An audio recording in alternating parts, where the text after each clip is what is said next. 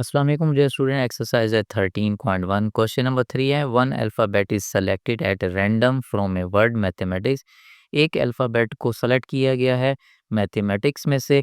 Find the probability, हमने probability find करनी है कि वो जो नंबर पिक किया है क्या वो वावल है, कंसोनेंट है, ई है, ए है, एम नहीं है और या फिर टी नहीं है।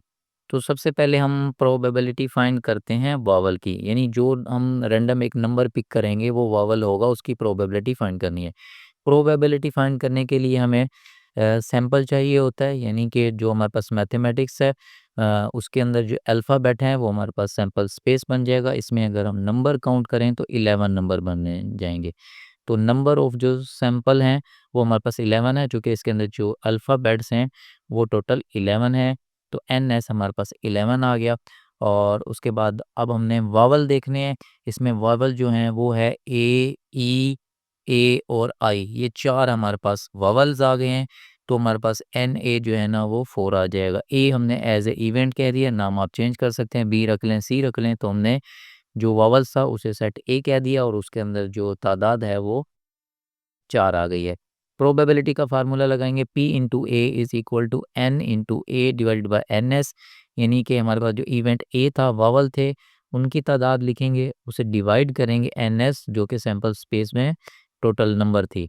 तो एन ए जो हमारे पास 4 है, यानी 4 वावल्स आ रहे हैं इसके अंदर। और टोटल कितने सैंपल हैं हमारे पास, वो 11 आ रहे हैं। तो 4 ओवर 11 जो है ना ये हमारे पास प्रोबेबिलिटी आ गई है। अब हम नेक्स्ट कॉन्सोनेंट फाइंड करेंगे। तो हमने ये जो वर्ड मैथमेटिक्स है इसमें देख लेंगे कॉन्सोनेंट कौन से हैं। वावल को छोड़ के बाकी जितने बचते हैं वो सारे कॉन्सोनेंट होते हैं। अब आपने ए, ई, ए, आई को छोड़ के बाकी जो जितने भी अल्फ़ाबेट हैं वो सारे लिख लेने हैं, वो कॉन्सोनेंट होंगे। एम, टी, एच, फिर एम, टी, सी, एस आ रहा है। तो हमारे पास नंबर ऑफ़ ए जो इवेंट है, इवेंट को बी कह दिया, ये भी कह सकते हैं। टोटल हमारे पास 7 अल्फ़ाबेट हैं। फार्मूला लगाएंगे, probability of B is equal to N into B divide by N S. जो हमारे पास कॉन्सोनेंट थे उनकी तादाद ऊपर लिखेंगे एन बी में, जो कि 7 है। सैंपल स्पेस हमारे पास 11 है, तो एन एस की जगह 11 आ जाएगा। थर्ड पार्ट है एन ई। तो हम जो इवेंट है उसे हम सी कह लेते हैं कि ई आएगा। तो इस पूरे मैथमेटिक्स के अंदर सिर्फ एक ही ई है, तो एन इंटू सी जो है ना वो उसके अंदर जो अल्फ़ाबेट है सिर्फ एक ही है, तो एन सी हमारे पास 1 आ जाएगा। उसके बाद फार्मूला लगाएंगे, probability of C is equal to N into C divided by N S. N C का मतलब जो ई है वो अल्फ़ाबेट की तादाद देखेंगे तो 1 है, तो एन सी की जगह 1 आ जाएगा। और एन एस जो हमारे पास नंबर ऑफ़ सैंपल स्पेस थे 11, तो 1 ओवर 11 प्रोबेबिलिटी होगी। उसके बाद नेक्स्ट है जी ए। तो ए को जो है ना हम देखते हैं कितने हैं ए इस मैथमेटिक्स के अंदर, 2 टाइम्स आ रहा है। तो हमारे पास नंबर ऑफ़ ए डी जो इवेंट है उसे हमने डी कह दिया, उनकी तादाद हमारे पास 2 आ जाएगी, क्योंकि मैथमेटिक्स के अंदर जो है ना वो 2 टाइम्स ए आ रहा है। तो N into D is equal to 2 आ जाएगा। सैंपल स्पेस हमें पता है 11, फार्मूला लगाते हैं, P into D is equal to N into D divide by N S. N into D यानी कि जो हमारे पास इवेंट थे उसमें कितने अल्फ़ाबेट हैं, 2 आ रहे हैं ए, तो वहाँ पे हम 2 लिखेंगे। एन एस, एन एस का मतलब number of a sample space 11 है, तो 2 ओवर 11 हमारे पास प्रोबेबिलिटी आ गई है। नेक्स्ट है नॉट एम, कि एम नहीं होना चाहिए। अब हम सबसे पहले एम की प्रोबेबिलिटी फाइंड करेंगे, फिर उसके बाद नॉट एम की फाइंड करेंगे। तो एम देखते हैं कितने हैं जी इस सैंपल स्पेस के अंदर, 1, 2, यानी हमारे पास 2 दफ़ा एम दिया गया है। उसे हम इवेंट कोई एक अल्फ़ाबेट सजेस्ट कर लेते हैं ई, यानी हमारे पास एम और एम 2 दफ़ा एम है। तो नंबर ऑफ़ ए इवेंट जो है ना वो 2 आ चुके हैं। टोटल जो सैंपल स्पेस है उनकी तादाद 11 है। फार्मूला लगाते हैं कि एम होगा, अभी नॉट एम नहीं, पहले हम एम की प्रोबेबिलिटी फाइंड करेंगे। तो P into E is equal to N into E divide by N S, यानी जो ई है हमारे पास इवेंट है उनकी तादाद 2 है, तो 2 आ जाएगा। उसके बाद सैंपल स्पेस की तादाद लिखेंगे 11। तो ये जो P into E 2 over 11 probability आई है, ये M की प्रोबेबिलिटी है। Probability of not M find करते हैं, उसका फार्मूला है 1 minus P E, probability of E जो है ना वो माइनस कर लेंगे 1 में से, तो 1 एज इट इज़ लिखा माइनस प्रोबेबिलिटी ऑफ ई जो है हमारे पास 2/11 था, 2/11 आ गया। कैलकुलेटर से हम माइनस कर लेंगे, 1 में से माइनस करेंगे 2/11 तो हमारे पास 9/11 आ जाएगा। अब हम प्रोबेबिलिटी फाइंड करते हैं नॉट टी की, तो नॉट टी को हमने इवेंट का नाम दे दिया एफ। अब एफ के अंदर टी को हटा के मैथमेटिक्स के जो बाकी स्पेलिंग थे वो सारे हमने लिख लेने हैं। MAEMAICST 2 टाइम्स था, वो हमने इसको यहाँ से ख़त्म कर दिया।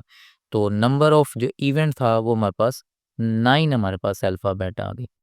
उसके बाद फार्मूला लगाएंगे प्रोबेबिलिटी का, probability of F is equal to N F divided by N S, N into F, यानी कि नॉट टी, टी को अगर हटाएंगे तो उनकी तादाद बनेगी अल्फ़ाबेट की 9, टोटल सैम्पल स्पेस में 11 अल्फ़ाबेट थे, तो हमारे पास प्रोबेबिलिटी आ गई नॉट टी की 9/11।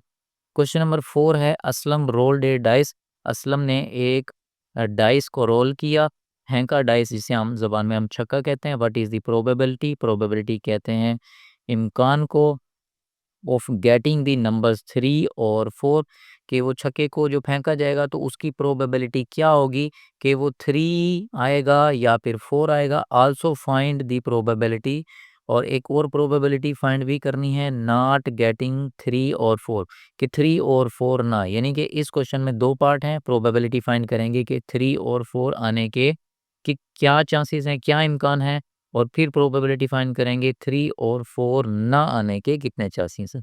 तो सबसे पहले हमें सैंपल स्पेस लिखना होता है। जो सैंपल है हमारे पास छक्के के अंदर टोटल 6 होते हैं नंबर्स, तो सैंपल बन गया 1 2 3 4 5 6, इनकी तादाद दिखेंगे, n इंटू एस जो है ना वो 6 आ चुका है। उसके बाद पहला पार्ट है जो कि हमने देखना है कि 3 और 4 आने के कितने चांसेस है, प्रोबेबिलिटी उसकी फाइंड करेंगे part number A.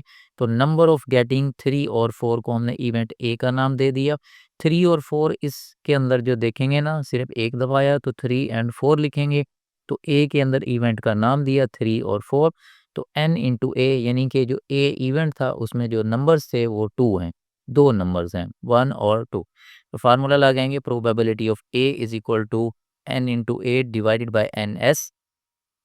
Number of A event, event में 2 थे तो यहाँ पे हमने 2 लिखा, उसके बाद डिवाइड आ गया n into S. Sample space में देखेंगे कितने हैं जी, 6 हैं, तो नीचे 6 आ जाएगा, कट करेंगे 2 1 द 2 2 3 द 6, तो हमारे पास प्रोबेबिलिटी आ गई 1/3।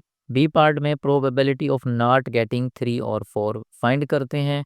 तो प्रोबेबिलिटी इवेंट को हमने ए कह दिया, नॉट गेटिंग है तो हमने इसके ऊपर बार लगा दिया जिसका फार्मूला होगा 1 माइनस प्रोबेबिलिटी ऑफ ए। अब 1 को एज इट इज़ लिखेंगे माइनस प्रोबेबिलिटी ऑफ ए, यानी कि 3 और 4 आने के कितने चांसेस थे वो हमने यहाँ पे फाइंड कर लिया, 1/3 आया। तो 1 में से माइनस करेंगे 1/3, एलसीएम लेंगे 3 और इसके नीचे यहाँ पे आपने समझते हैं 1 है, 3 और 1 का एलसीएम 3 आ जाएगा। ऊपर क्रॉस मल्टीप्लाई करेंगे, 3 को 1 से मल्टीप्लाई करेंगे 3, 1 को 1 से मल्टीप्लाई करेंगे 1, 3 में से 1 को सब्ट्रैक्ट कर लेना है, तो 2/3 हमारे पास प्रोबेबिलिटी आ जाएगी।